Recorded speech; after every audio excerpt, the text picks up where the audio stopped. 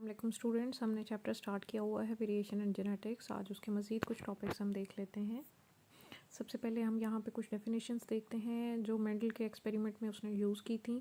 कुछ टर्मिनोलॉजी है। तो पहली टर्मिनोलॉजी आपके पास आएगी ट्रू ब्रीडिंग लाइंस या ट्रू ब्रीडिंग स्पीशीज़ क्या होती हैं। ट्रू ब्रीडिंग स्पीशीज़ बेटा वो स्पीशीज़ हैं कि उनको जितनी बार भी सेल्फ क्रॉस किया जाए वो हमेशा अपने जैसे ही इंडिविजुअल प्रोड्यूस करें, यानी उनमें नई वैरायटी प्रोड्यूस ना हो। वो होमोजाइगस होंगी, यानी उनके पास जो दो जीन्स होंगे वो सारे के सारे एक ही टाइप के होंगे, हेट्रोजाइगस नहीं होंगे। यानी अगर कैपिटल आर है तो दोनों होमोलोगस पेयर कैपिटल आर होंगे, अगर वाई है तो कैपिटल वाई होगा। तो दैट स्पीशीज़ को वो स्पीशीज़ जो ऑलवेज जो हैं ऑफस्प्रिंग्स अपने जैसे ही प्रोड्यूस करें, आइडेंटिकल ऑफस्प्रिंग्स प्रोड्यूस करें, that species are called true breeding lines. तो ये ट्रू ब्रीडिंग लाइंस कई बार सेल्फ क्रॉस करवाने के बाद हमें हासिल होती हैं, क्योंकि आप एक गार्डन में जाते हो और वहाँ प्लांट्स लगे हुए हैं तो आप नहीं गारंटी दे सकते कि ये ट्रू ब्रीडिंग है या नहीं है, भले उन पे एक ही कलर के फ्लावर लगे हुए हों। ट्रू ब्रीडिंग हासिल करने के लिए आप उस प्लांट को पहले सेपरेट करेंगे, फिर उसकी कई जनरेशन्स तक, कम अज़ कम 5 से 6 जनरेशन्स तक उनको सेल्फ क्रॉस करवाते रहेंगे। सेल्फ क्रॉस करवा करवा के हर बार अगर आपके पास सेम रिजल्ट्स आते जा रहे हैं, यानी आपने राउंड सीड वालों का करवाया है सेल्फ क्रॉस और हर बार आपके पास राउंड सीड ही आ रहे हैं, येलो कलर के आ रहे हैं, तो आप कहेंगे कि अब 6 जनरेशन के बाद जो मेरे पास प्लांट आया है वो ट्रू ब्रीडिंग है, इसमें कोई मिक्सिंग नहीं है, उसके सारे जीन्स कैपिटल आर और येलो कलर के लिए कैपिटल वाई हैं। तो that types are called true breeding lines. इसमें डोमिनेंट भी अलग किए जा सकते हैं और रिसेसिव भी। जैसे सीड कलर और सीड शेप के लिए आपके पास ये दो ट्रू ब्रीडिंग लाइंस नज़र आ रही हैं। ये आपको येलो सीड्स नज़र आ रहे हैं और राउंड नज़र आ रहे हैं। इसको 5-6 जनरेशन तक सेल्फ क्रॉस करवा के हासिल किया गया। और इसी तरह से हमने इसके रिसेसिव करेक्टर जिनके पास स्मॉल आर और स्मॉल वाई जीन्स हैं, जो कि ग्रीन कलर सीड को देते हैं और रिंकल्ड सीड होता है, यानी झुरीदार होता है। तो ऐसे सीड्स को भी 5-6 जनरेशन के बाद हमारे पास जो प्लांट्स आएंगे वो ट्रू ब्रीडिंग लाइंस कहलाएंगी। ठीक है, इनका आगे से फिर मेडल ने भी यही किया था कि 5-6 जनरेशन तक सेल्फ क्रॉस करके अपने सातों करेक्टर के ट्रू ब्रीडिंग लाइंस अलग कर ली थी, फिर उन पे एक्सपेरिमेंट किए थे और उससे उसने रिजल्ट्स निकाले थे। इन्हीं को लेके अब हम ट्रू ब्रीडिंग लाइंस को ये पेरेंटल जनरेशन कहलाएंगी, क्योंकि इनसे आगे हम अपने मर्जी के क्रॉस करवाएंगे। तो मेंडल ने भी ऐसे ही किया था, तो इसलिए इनको parental lines true breeding lines को कहते हैं। बाकी एक्सपेरिमेंट इनके क्रॉस के बाद जो बनेंगे वो आगे हाइब्रिड्स कहलाते हैं। सबसे पहले हम देख लेते हैं mono hybrid. Mono mean single, hybrid mean mixing of two different genes. जब दो डिफरेंट जीन्स आपस में मिक्स हो जाएं और सिर्फ एक करेक्टर के लिए मिक्स हो रहे हों तो they are called mono hybrid. For example यहाँ आपको एक true breeding round yellow seed नज़र आ रहा है। यहाँ पे अब आप दो करेक्टर ले रहे हो, लेकिन अगर हम सिर्फ राउंड करेक्टर लें और इधर रिंकल्ड लें, आप येलो कलर को और ग्रीन को छोड़ दें, आप सिर्फ देखें कि आपने राउंड सीड लिया और रिंकल्ड सीड लिया, ट्रू ब्रीडिंग। ठीक है, ये पेरेंटल P1 जनरेशन्स हैं। इनको आपस में क्रॉस, अब वो सेल्फ क्रॉस करते थे, हमने क्या किया कि हमने इनका क्रॉस आपस में आर्टिफिशियली करवा दिया, यानी अपनी मर्ज़ी से करवा दिया। तो कैपिटल आर के साथ जो अगली जनरेशन, अगले बीज प्रोड्यूस होंगे, उनके अंदर मिक्सिंग हो जाएगी इसके और इसके जेनेटिक मेकअप की, और आपके पास जो F1 जनरेशन आएगी, अगर एक करेक्टर के लिए दोनों को मिक्स करें हैं तो they are called mono hybrids. और यहाँ पे आपको डायग्राम में दो कलर के, तो ये डाई हाइब्रिड कहलाएंगे, ये आगे हम पढ़ेंगे। बहरहाल मोनो हाइब्रिड होगा सिंगल करेक्टरिस्टिक्स को, अगर ट्रू ब्रीडिंग लाइन का क्रॉस दो ऑपोजिट करेक्टर रखने वाले, जैसे यहाँ राउंड है, यहाँ रिंकल्ड है, या कलर को ले लेते हैं तो ये येलो सीड्स हैं, सिर्फ एक करेक्टर लेना है। Yellow seed true breeding crossed with green seed true breeding recessive, they produce one type of colour. अब ग्रीन किधर गया? ठीक है, तो इस जो कलर जो करेक्टर अपीयर हो जाए F1 generation, first filial generation, ये टर्म्स इस्तेमाल की थी मेंडल ने। उसने इनको जो जिससे क्रॉस शुरू करता था उनको पेरेंटल जनरेशन कहता था, और क्रॉस के बाद जो पहली जनरेशन प्रोड्यूस होती थी उसको F1 generation, first filial generation कहता था। और उसमें वो करेक्टर शो हो जाते थे जो डोमिनेंट थे। डोमिनेंट कहते हैं जो दूसरे को पे गालिब आ जाए, जो दूसरे के इफ़ेक्ट को छुपा दे। यानी इसके जीन्स थे, जब इसके गैमीट बने स्मॉल और स्मॉल और, इसके जब गैमीट बने कैपिटल आर और कैपिटल आर, तो कैपिटल आर ने स्मॉल आर को मास्क कर लिया, राउंड ने रिंकल्ड को मास्क कर लिया। इसी तरह से येलो कलर मास्क कर लेता है ग्रीन कलर को, तो जो डोमिनेंट करेक्टर होता है वही F1 में अपीयर हो जाता है। तो the characteristic which appear in F1 generation always appear in F1 generation, mostly it is called dominant. और वो कैरेक्टरिस्टिक्स जो F1 जनरेशन में मास्क हो जाए, छुप जाए, ज़ाहिर ना हो, मौजूद है स्मॉल आर लेकिन अपीयर नहीं हुआ क्योंकि इसने उसके असर को ज़ाइल कर दिया है, ये डोमिनेंट है, ये रिसेसिव है, ये गालिब है, ये मगलूब है, ये ज़ाहिर नहीं होगा, दैट इज़ कॉल्ड रिसेसिव। तो ये टर्मिनोलॉजीज़ आपने याद करनी है। मोनो हाइब्रिड क्या होते हैं कि जब आप दो इंडिविजुअल्स, डिफरेंट इंडिविजुअल्स, ये देखो दो डिफरेंट स्पीशीज़ थी, एक के ऊपर येलो सीड प्रोड्यूस हो रहे थे, दूसरे के ऊपर ग्रीन सीड प्रोड्यूस हो रहे थे, इनका हमने क्रॉस किया और आपके पास एक नई जनरेशन आ गई जिनमें से इन्हीं में से दो का कोई ना कोई रिजल्ट आएगा। तो वो अगर सिंगल क्रॉस कर रहे हैं एक करेक्टर को लेके तो that is called mono hybrid cross कहलाता है। और वो ट्रेड जो सिंगल हम स्टडी कर रहे हैं वो मोनो हाइब्रिड ट्रेड कहलाती है। ठीक है, तो मोनो हाइब्रिड क्रॉस क्या है कि hybrid of two individuals with homozygous, यानी ये भी होमोजाइगस था, ये भी होमोजाइगस था। Homozygous mean both genes of same type. Capital R है तो साथ कैपिटल आर होना चाहिए, अगर कैपिटल आर के साथ स्मॉल आर आएगा तो वो हेट्रोजाइगस हो जाएगा। तो आपने दोनों पेरेंट्स जो लेने हैं वो अपने अपने करेक्टर के होमोजाइगस लेने हैं, उनका क्रॉस करेंगे और उससे F1 जनरेशन लेंगे। तो F1 में जो करेक्टर अपीयर हो जाए वो डोमिनेंट है, जो करेक्टर छुप जाए वो रिसेसिव कहलाएगा। फिर आप पेरेंटल जनरेशन किसे कहते हैं कि जिससे आप क्रॉस शुरू करते हैं उसको पेरेंटल या P1 जनरेशन करते हैं। क्रॉस के बाद जो पहले बीज लगेंगे उस पौधे पे, जो आपने दो जीन्स को मिलाया, उसमें बीज लगे, उनको ज़मीन में लगाया और उससे जो फसल तैयार हुई, पौधों के केस में जो पहली जनरेशन वजूद में आई आपके क्रॉस करने के बाद, वो फर्स्ट फिलियल जनरेशन कहलाती है, F1 जनरेशन। ये आपकी टर्मिनोलॉजी आपने याद करनी है, P1 है, F1 है। फिर उस F1 का सेल्फ क्रॉस करवाएं, यानी उन पौधों को आपस में ही एक दूसरे से क्रॉस करवा दें, तो दैट जनरेशन इज़ कॉल्ड, उसके बाद जो जनरेशन आती है that is called second filial generation या F2 जनरेशन कहलाते हैं। ठीक है, अब F1 जनरेशन में बेटा आपके पास अगर आपने राउंड और रिंकल्ड का क्रॉस किया था और राउंड कलर डोमिनेट था जो कि कैपिटल आर था और रिंकल्ड स्मॉल आर था, तो आपके पास सारे सीड राउंड आ गए। ठीक है, तो राउंड डोमिनेट था। अगर सारे ऑफस्प्रिंग्स रिंकल्ड आएंगे तो रिंकल्ड डोमिनेट होना चाहिए। हमारे पास राउंड आया था तो राउंड जो है वो डोमिनेट कर रहा है रिंकल्ड को। That cross is called monohybrid, जिसमें सिंगल कैरेक्टरिस्टिक्स को आप क्रॉस करते हैं, दो होमोजाइगस को for a single trait. If we make a cross between two homozygous parents and study we are studying a single trait, कोई एक करेक्टर सिर्फ स्टडी कर रहे हैं, that cross is called monohybrid cross. ठीक है, उसने अपने सातों करेक्टर किसी तरह से अलग अलग मोनोहाइब्रिड क्रॉस लिए थे और F1 जनरेशन ले ली। फिर F1 का उसने सेल्फ क्रॉस करवाया, यानी उनको इजाज़त दी कि वो सेल्फ आपस में ही रिप्रोडक्शन करें। F1 के जितने प्लांट्स थे उनको सेल्फ क्रॉस की इजाज़त दी और यानी ख़ुद करवाए, उसके प्लांट्स के अंदर उनको ग्रो करवाया, सीड ज़मीन में डाले, नई जनरेशन प्रोड्यूस हुई और उसको उसने F2 जनरेशन। और मज़े की बात कि F1 में अगर सारे राउंड आए थे तो F2 में उसके पास कुछ पौधे रिंकल्ड, यानी उसने 100 प्लांट्स फॉर एग्ज़ाम्पल लगाए, 100 बीज लगाए F1 जनरेशन के लेके, पहले P1 के लिए। P1 में से जितने पौधे लगे उन पे से बीज तोड़ लिए, उन बीज को फिर ज़मीन में लगाया। कितने बीज लगाए? 100 पौधे प्रोड्यूस हुए। उन 100 में से 75 पौधे राउंड सीडेड थे जिन पे जब फलियां लगी और बीज लगे, और 25 पौधे ऐसे थे जिन पे रिंकल्ड सीड प्रोड्यूस हो गए। हालांकि F1 में सारे राउंड थे। इन्हीं राउंड को लेके उसने आगे F2 ली, इधर कोई रिंकल्ड नहीं नज़र आ रहा, लेकिन जैसे ही F2 प्रोड्यूस हुआ बेटा उसमें दोबारा से रिंकल्ड आ गए। इसका मतलब है वो जीन गायब नहीं हुआ था, मौजूद था लेकिन छुप गया था और F2 में फिर एक्सप्रेस कर गया। बेटा जो अब ये टर्मिनोलॉजीज़ आपने देख ली, पेरेंटल जनरेशन है, first filial second filial generation है, डोमिनेंट रिसेसिव देख लिया।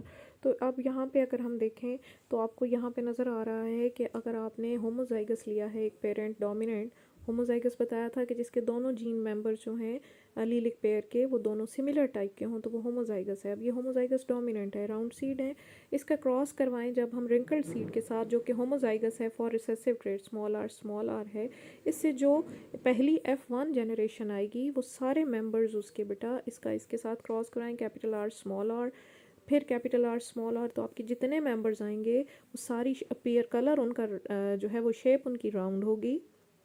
रिंकल्ड नहीं आया क्योंकि रिंकल्ड रिसेसिव था, F1 में एक्सप्रेस नहीं करता। और ये जीनोटाइप इनकी हेट्रोजाइगस है, यानी अलीलिक पेयर के अंदर जो दो मेंबर हैं वो डिफरेंट हैं, लेकिन अपीयरेंस इनकी राउंड है। तो राउंडेड सीड्स हैं फिनोटिपिकली राउंड हैं, जीनोटिपिकली ये हेट्रोजाइगस हैं।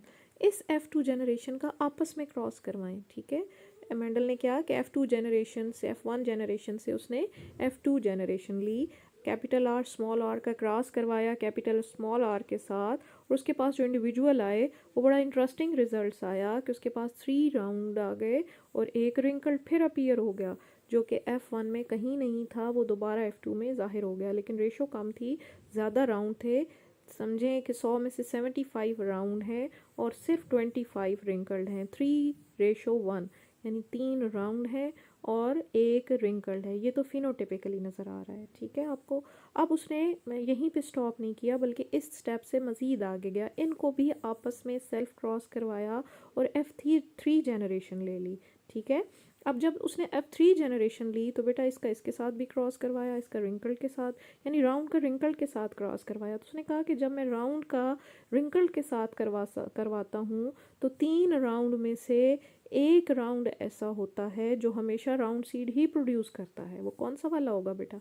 ये वाला। जब इसके साथ क्रॉस करेंगे तो आपके पास ये वाला रिज़ल्ट आएगा, इसको इसके साथ क्रॉस करेंगे तो सेम रिज़ल्ट आएगा कि सारे राउंड प्रोड्यूस होंगे।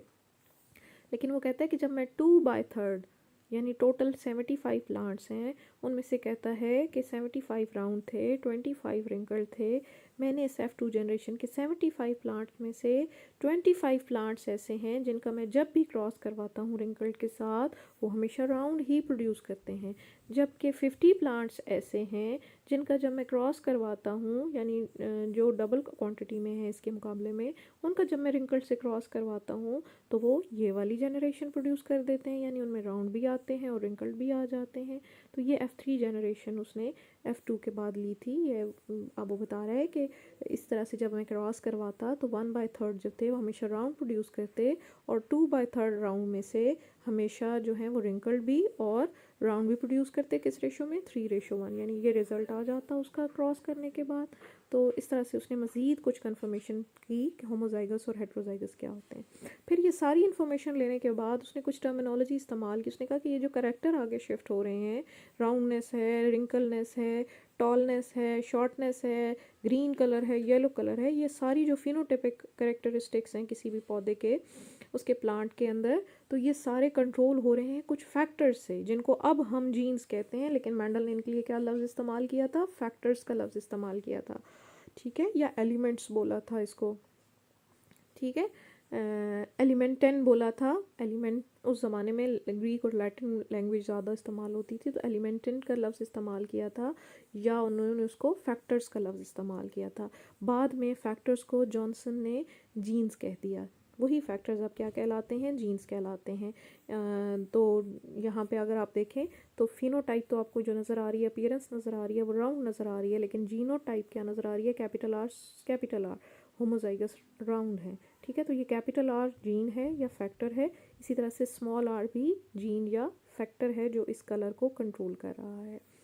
फिर बेटा इसी को मैंने अब पहले भी बताया है कि अगर आपके पास एक प्लांट है और उसके पास बार बार क्रॉस करने के पास उसके पास जो अलीलिक पेयर है उसके सारे मेंबर सेम ही है, एक अलीलिक मेंबर, अलील मैंने आपको बताया था पार्टनर होमोलोगस क्रोमोसोम के ऊपर एक लोकस के ऊपर जो 2 जीन्स होते हैं। फॉर एग्जांपल इस राउंड शेप के लिए 2 जीन्स थे इस प्लांट के पास, कैपिटल आर और कैपिटल आर। अब ये दोनों अगर सिमिलर टाइप के हैं तो ये प्लांट होमोजाइगस है। क्या कहलाएगा? होमोजाइगोट कहलाएगा, या होमोजाइगस फॉर राउंडनेस कहलाएगा कि राउंड शेप्ड सीड के लिए ऐसा प्लांट जिसके पास दोनों जीन्स कैपिटल आर हों वो होमोजाइगस है। इसी तरह रिंकल्ड शेप के लिए अगर उसके पास दोनों जीन्स स्मॉल आर हैं तो ये होमोजाइगस है। होमो मीन सेम, ठीक है। अब अगर हम 2 होमोजाइगस का क्रॉस करवाते हैं और F1 जनरेशन लेते हैं तो आपके पास जितने सीड्स आएंगे देखने में तो वो राउंड है, लेकिन उनका जेनेटिक मेकअप कैपिटल आर के साथ क्या आ रहा है? क्रॉस करवा रहे हैं ना, तो कैपिटल आर के साथ हमेशा स्मॉल आर, यानी इसका एक गैमीट इसके गैमीट को फर्टिलाइज करेगा, तो कैपिटल आर स्मॉल आर। जितने इंडिविजुअल प्रोड्यूस होंगे 100 हैं 200 हैं, जितने पौधे होंगे उनके अंदर जितने सीड्स होंगे सबका जेनेटिक मेकअप राउंड शेप देखने में राउंड होगी लेकिन genetic makeup capital R small. अब ये दोनों अलील डिफरेंट्स हैं, दीज आर कॉल्ड हेट्रोजाइगस। तो homozygous if the both member of an allelic pair are of same type they are called homozygous. And if the both member for an allelic pair are of different, one is dominant and one is recessive, that is called heterozygous condition. ये दो terms भी आपने याद करनी है, homozygous और heterozygous. Capital R है homozygous, small R है homozygous, capital R small R है हेट्रोजाइगस कहलाएगा. Hetero mean different. ठीक है, तो F1 जनरेशन सारी हेट्रोजाइगस आती है. जीनोटाइप उसकी हेट्रोजाइगस होती है, फिनोटाइप उसकी राउंड थी. ठीक है, और उनका सेल्फ क्रॉस करवाया तो आपके पास 3 हिस्से राउंड आए और एक हिस्सा रिंकल्ड भी अपीयर हो जाता है. ठीक है, इसको शो करने के लिए कि F1 का जब हमने क्रॉस लिया, अब गैमीट्स का नंबर जैसे जैसे बढ़ता जाएगा वैसे वैसे उनको एक्सप्रेस करने के तरीके भी नए से नए आते गए. तो एक तरीका है गैमीट्स निकालने का या इंडिविजुअल्स निकालने का, F1 F2 जनरेशन के या F3 जनरेशन के, मोनोहाइब्रिड क्रॉस है या एक से ज़्यादा जीन्स हम ले रहे हैं, तो उसके लिए जो तरीका इस्तेमाल किया जाता है उसको पनेट स्क्वायर कहते हैं. ठीक है, चेकर बॉक्स बनाया जाता है. अगर आपको याद हो तो अमाइनो एसिड जब हमने ड्रॉ किए थे उनको निकालने के लिए भी हमने 4 अमाइनो एसिड ऊपर लिखे थे, 4 बेसिस नाइट्रोजनस बेसिस ऊपर लिखी थी और 4 नीचे और 4 इस साइड पे, और उनको आपस में हम जब मिला के पढ़ते थे तो एक आपके पास जेनेटिक कोड बन जाता था, वो पर्टिकुलर अमाइनो एसिड. तो इस तरीके को चेकर बोर्ड कहते हैं. यहाँ पे जो मेंडल के ने इस्तेमाल किया था इसको पनेट स्क्वायर कहा जाता है. तो ये F1 जनरेशन के अगर हम देखें तो यहाँ पे आपको नज़र आ रहे हैं कैपिटल आर स्मॉल आर, ये गैमीट. इसका क्रॉस करवाएं अगर हम इसी के दूसरे मेंबर के साथ कैपिटल आर स्मॉल आर के साथ, तो इसके 2 गैमीट बनेंगे कैपिटल आर स्मॉल आर. इसके भी 2 गैमीट बनेंगे कैपिटल आर स्मॉल आर, जो यहाँ पे आपको नज़र आ रहे हैं. ये कैपिटल आर स्मॉल आर एक पेरेंट के इस साइड पे लिख लें, दूसरे पेरेंट के गैमीट्स इस साइड पे लिख लें. ये चेकर बॉक्स बनाने का तरीका है. समझ लें कि 2 पेरेंट्स हैं, मेल फीमेल है, या 2 प्लांट के अंदर आपने क्रॉस करवा रहे हो, तो एक के गैमीट्स को आप ऊपर टॉप पे लिखोगे और एक को आप इधर राइट साइड पे लिखोगे. ठीक है, इनका आप आपस में मिला के जब पढ़ेंगे और फिर जितने गैमीट्स ऊपर लिखोगे उतने खाने बना लेंगे. यानी 2 लिखे हैं तो 2 खाने बनने चाहिए, यहाँ 2 लिखे हैं तो 2 आपके पास बॉक्सेस होने चाहिए. अब आपने यूं करके बना लिया, एक डब्बा बना लिया. अब आप क्या करोगे, आर और आर, कैपिटल आर यहाँ लिख दो, कैपिटल आर स्मॉल आर यहाँ लिख दो. फिर नीचे आ जाओ, कैपिटल आर स्मॉल आर यहाँ लिख दो, स्मॉल आर यहाँ लिख दो. ये आपने जीनोटाइप लिख ली. अब इनकी फिनोटाइप बनाएं. कैपिटल आर होगा क्या शेप आएगी, round. Capital R small R होगा क्या शेप आएगी, राउंड, क्योंकि डोमिनेंट है. कैपिटल आर स्मॉल आर होगा क्या शेप आएगी, राउंड. स्मॉल आर होगा क्या शेप आएगी, रिंकल्ड. ठीक है, कैपिटल आर सिंगल फॉर्म में भी होगा तब भी एक्सप्रेस करेगा, डबल फॉर्म में होगा तब भी एक्सप्रेस करेगा. रिसेसिव कैरेक्टर जब अकेला डबल फॉर्म में होता है, कोई डोमिनेंट नहीं होगा, सिर्फ तब एक्सप्रेस करेगा. तो अब आपके पास फिनोटाइप देखने में 3 राउंड है, एक रिंकल्ड है. क्या रेशो है, 3:1 फिनोटिपिक रेशो. ठीक है, और ठीक है बच्चों, इस तरह से पनेट स्क्वायर निकाल लिया जाता है.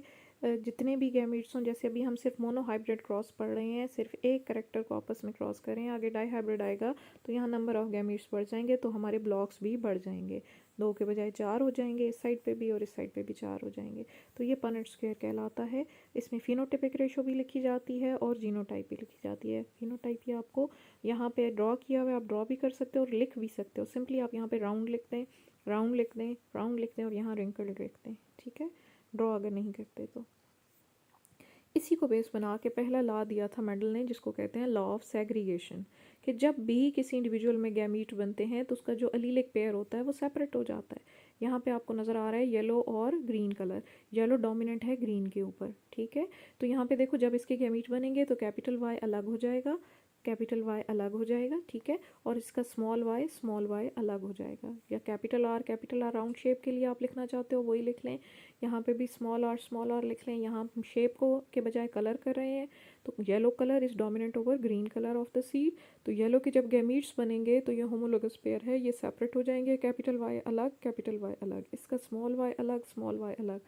और जब दोबारा ये गैमीट फर्टिलाइज करेंगे तो फिर दोबारा आपका डिप्लॉयड नंबर रिस्टोर हो जाएगा, कैपिटल वाई और स्मॉल वाई फिर इकट्ठा आ गया F1 जनरेशन के अंदर. तो यही लॉ ऑफ सेग्रीगेशन है कि at the time of gamete formation जो अलीलिक पेयर होता है वो सेपरेट हो जाता है. सेपरेट के लिए मेंडल ने वर्ड यूज़ किया था सेग्रीगेट का. तो उसने जो कहा था कि 2 को एग्जिस्टिंग अलील, यानी कैपिटल वाई को एग्जिस्टिंग है, ये सेग्रीगेट कर जाते हैं at the time of gamete formation. जब गैमीट बनते हैं तो जो भी जीन का पेयर होगा, कैपिटल टी है, अलग हो जाएंगे, कैपिटल वाई है, अलग हो जाएंगे गैमीट बनाते हुए, कैपिटल आर है, अलग हो जाएंगे, अलग अलग गैमीट में चले जाएंगे। ठीक है, so each gamete receive only one of the two. दोनों एक गैमीट के अंदर सिर्फ कैपिटल वाई जाएगा, दूसरा कैपिटल वाई दूसरे गैमीट में जाएगा।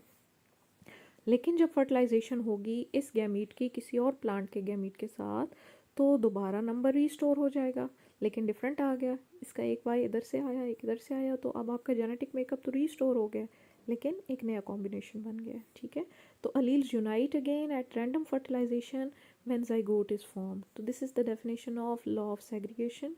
इसमें आपने ये वाली एग्जांपल ड्रॉ करनी है, लिखनी भी है, जो कुछ इसके साथ लिखा हुआ है। ये वही सारी बातें हैं जो हम पीछे रिपीट कर चुके हैं कि होमोजाइगस पार्टनर था, पेरेंट था, यहाँ पे आपको येलो सीड और राउंड सीड नज़र आ रहा है। इनके जब गैमीट्स बनते हैं तो गैमीट सेग्रीगेट कर गए। ये F1 जनरेशन है, ये आपके पास कैपिटल वाई स्मॉल वाई आ गया, येलो कलर ही होगा लेकिन जेनेटिक मेकअप डिफरेंट है। ये हेट्रोजाइगोट है। ठीक है, इसका सेल्फ क्रॉस, इसके जब गैमीट्स बनेंगे बेटा तो कैपिटल वाई अलग हो गया, स्मॉल वाई अलग हो गया। अब आप पनेट स्क्वायर बनाएंगे, पनेट स्क्वायर में कैप इसी का सेल्फ क्रॉस करवाएंगे, इसी का एक और पार्टनर लेंगे, एक और मेंबर लेंगे, उसके गैमीट्स ये हो गए, इसके गैमीट्स ये हो गए। ये आपने लिखा 3 येलो आ गए, 1 ग्रीन आ गया, तो फिनोटिपिक रेशो आपके पास येलो रेशो ग्रीन आ गई 3:1, और जीनोटिपिक रेशो आपके पास क्या आ गई 1:2:1 आ जाएगी। ठीक है, तो this is all about today's lecture. इसको पढ़ें, इसको याद करें। ठीक है, ये समझ नहीं आएगा तो आगे पढ़ने का कोई फ़ायदा नहीं है। अल्लाह हाफ़िज़।